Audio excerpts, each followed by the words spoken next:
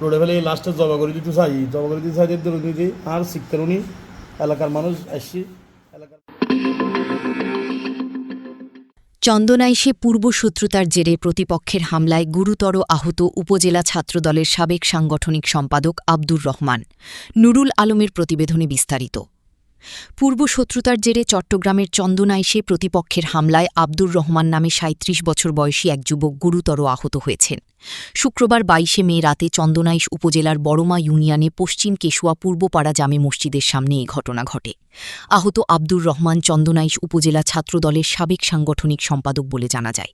আমি বাড়িতে আমার বন্ধুরা ভাঙি এটা মেডিকেলে যাই আর যাইবার সময় তার কিছু ধর আইবে একতে ১.৫ মাইল যাইবার পর কিশোর গ্যাংকে আরও অতিরিক্ত হামলা করে গিয়ে লাইট বেলাটার দিকে তারা মারিয়ে রোডে ফেলে লাস্টে জবা করে দিতে চাই দুর্নীতি আর শিক্ষারণী এলাকার মানুষ আসছি এলাকার মানুষের টেলিফোন লাইনে কল থানাতুন পুলিশ যাই আর উদ্ধার করে গিয়ে আর ফকর ট্রেন আসেন ফাটিয়ে বিল্লি দেয় ৫৪,০০০ ট্রেন লে ফেলি এবং আর মোবাইলও লে ফেলি ৬০ শ্রেণীর কি এক বলে তো নয় নিয়ে সন্ত্রাসী অনলাইন জমাখালা এলাকাত পরিচিত আর গেল কাদের আর ২জন আছে আর বাবু আর আরিফ মানুষ হজন টোটাল হজন তার ১০-১৫ জন আছে হঠাৎ দিকে এই ঘটনা রাত ১২টার দিকে।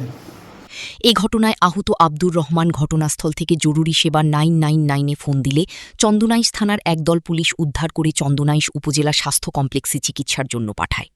চন্দনাইশ উপজেলা স্বাস্থ্য কমপ্লেক্সে প্রাথমিক চিকিৎসা শেষে উন্নত চিকিৎসার জন্য চট্টগ্রাম মেডিকেল কলেজ হাসপাতালে প্রেরণ করেন। এই ঘটনায় চন্দনাইশ থানায় একটি লিখিত অভিযোগ দায়ের করার প্রস্তুতি চলছে বলে জানান।